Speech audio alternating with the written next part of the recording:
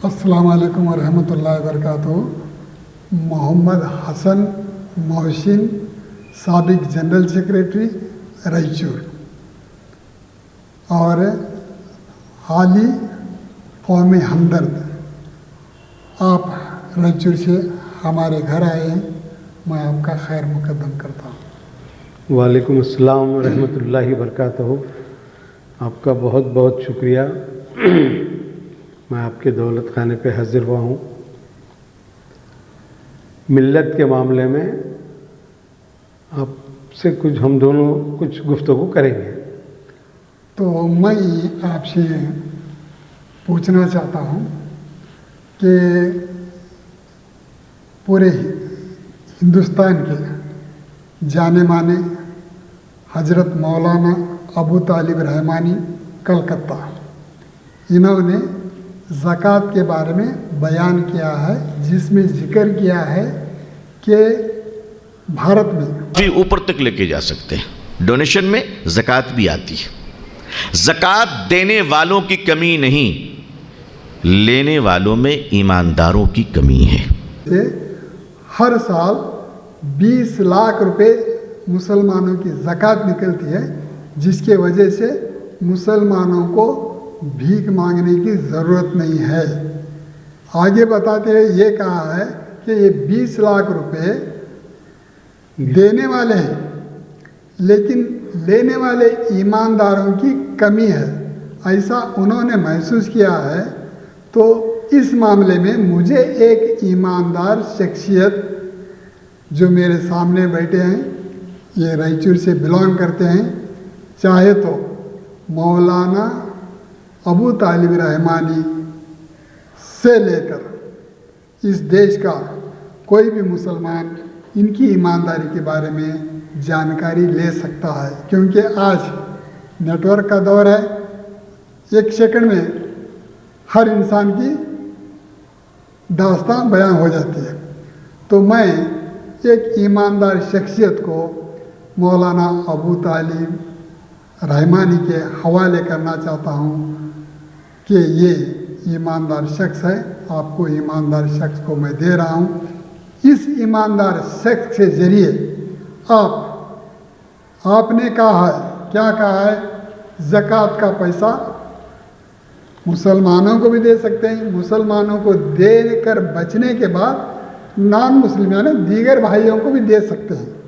तो मैं ये चाह रहा हूँ, एक साल में 20 लाख करोड़ रुपए अगर आ रहा है तो 5 साल में 100 लाख करोड़ रुपए जमा हो रहा है। अगर मौलाना रहमानी अबू तालिब रहमानी की बात सही निकली तो हम इस ज़कात के पैसे से कौम की खिदमत करके 543 पूरे लोकसभा के अराकीन हमारे होंगे और हर सूबे के एमएलए हमारे होंगे, हर झड़पी का मेंबर हमारा होगा, हर ग्राम पंचायत का मेंबर हमारा होगा। तो इस मामले में इसका कदम उठाने के लिए ईद के दिन बाद खुतबे के बाद नमाज के अपने अपने मसाजिद से एक मेंबर को चुनकर देना है। ज़िला सतह पर ज़िला सतह वाले 6 तारीख को एक मेंबर चुनकर 12 तारीख के अंदर स्टेट को देना है, और स्टेट वाले अपना एक मेंबर चुनकर 20 तारीख यानी 19 तारीख के अंदर मोहम्मद हसन मोहसिन साहब को देना है। इनका नंबर बोलिए। मेरा मोबाइल नंबर 7019518071 है। मेरा नंबर 9731269463 है। मेरा नाम हज़रत अब्दुल करीम है, अब्दुल करीम हाशिम पीर देसाई है। मैं MA BEd हूँ, कन्नड़ा हिंदी उर्दू विचारवादी क्रांतिकारी कवि हूँ, कौमी सदर नौरंग कांग्रेस पार्टी। तो मैं आगे चलकर ये कहना चाह रहा हूँ कि हमको हर भाई गाली दे रहा है, हर रोज़ गाली दे रहा है। उन्हें सिद्धरामैया कुछ तो बोलता है तो सिद्धरामैया का जवाब देने के बजाय हमें गाली देते हैं। प्रियंका का खरगे कुछ उन्हें बोलते हैं तो प्रियंका खरगे का जवाब देने के बजाय हमें गाली देते हैं।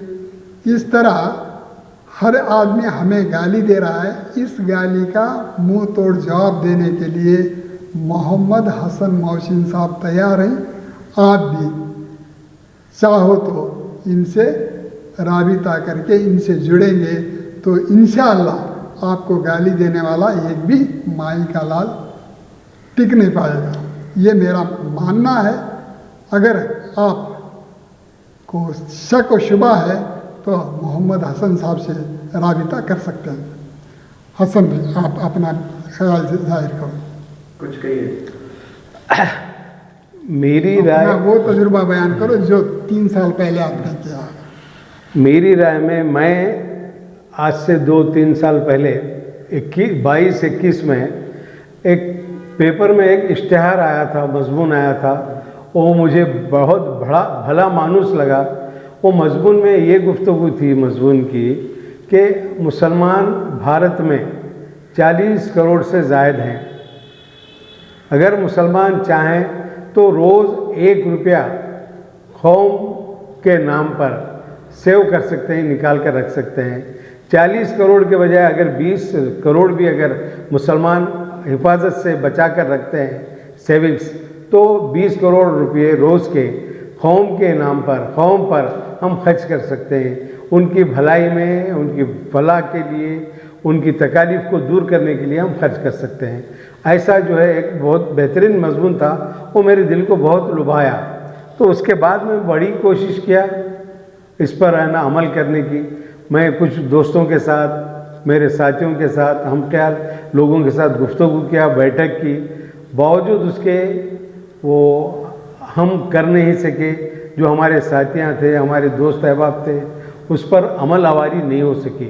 इस वास्ते के अच्छे काम के लिए बड़ी तकलीफ़ आती है, अच्छे काम के लिए बहुत मेहनत करनी पड़ती है, अच्छे काम के लिए बहुत बातें सुननी पड़ती हैं। उसके बावजूद मैं लगा रहा, आखिरकार थक-हार कर खामोश अपनी जगह बैठ गया। ऐसे में ये कौम को जगाना बहुत मुश्किल काम है।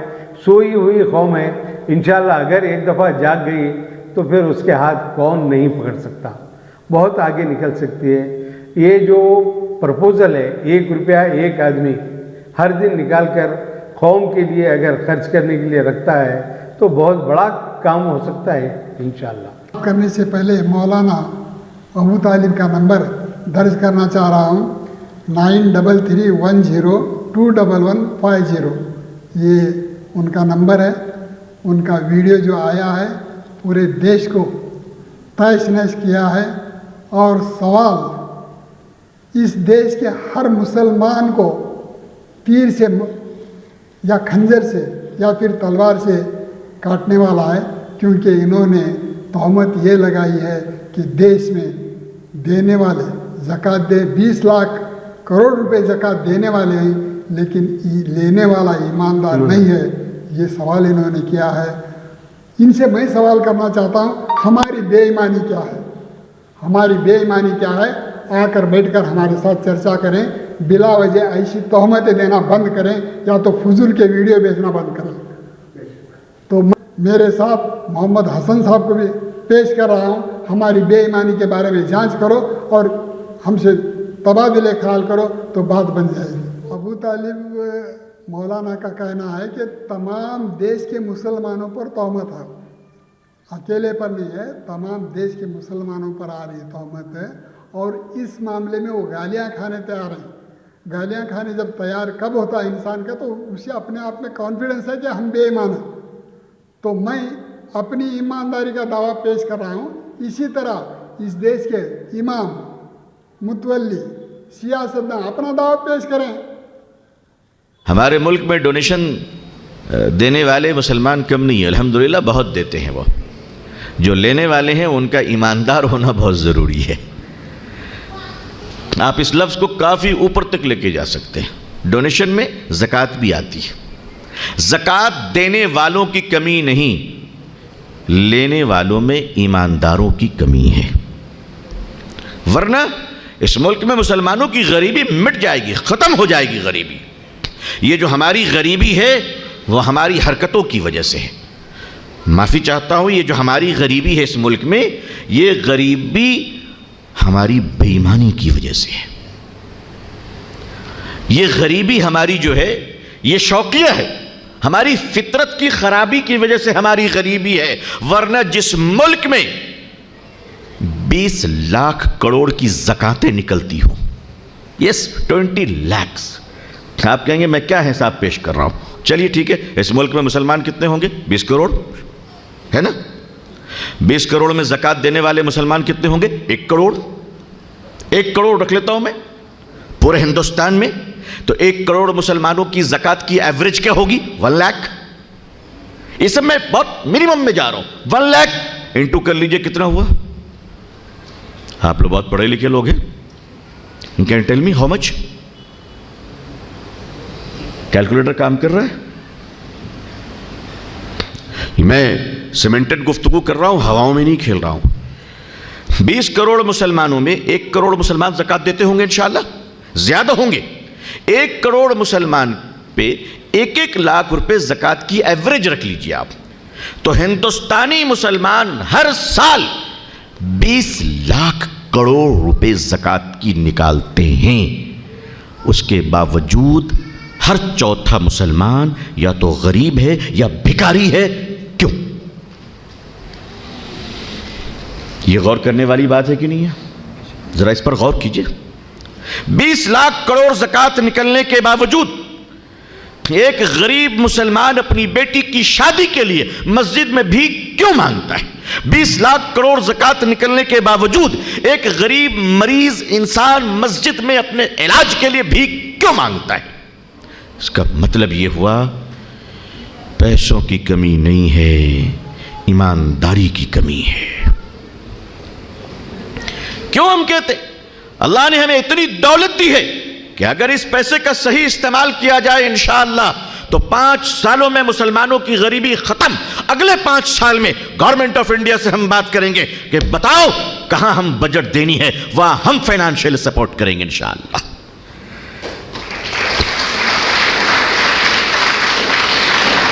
अब आप बताइए कि हम लेने वाली कौम होंगे या देने वाली कौम होंगे? हमारे उलमाए किराम, दानिशवरान, डॉक्टर, इंजीनियर, मुफ्तियान किराम सब बैठकर ज़रा सोचें। मैं सबकी गाली खाने को तैयार हूं, मगर आप सच को मानने को तैयार हो जाओ, तैयार हो जाओ।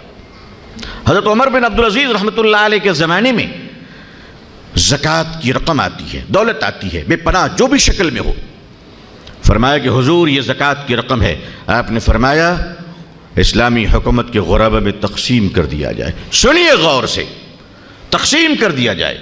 बैतुलमाल के ज़िम्मेदारों ने कहा हुजूर अल्लाह के शुक्र है कि इस्लामी बैतुलमाल में अब कोई मुसलमान गरीब बाकी नहीं रहा।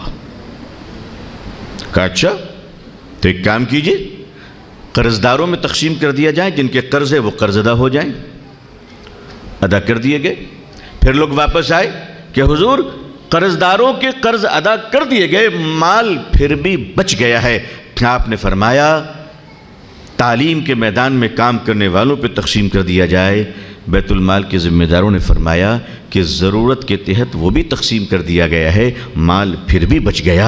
आपने फरमाया कि हमारे मुल्क में जो नॉन मुस्लिम्स हैं उनकी ज़रूरतों को पूरी कर दी जाए। बैतुलमाल के अफसरान ने यह बताया कि हमारे मुल्क में सारे नॉन मुस्लिम की ज़रूरतों को पूरी कर दी गई है, माल फिर भी बच गया।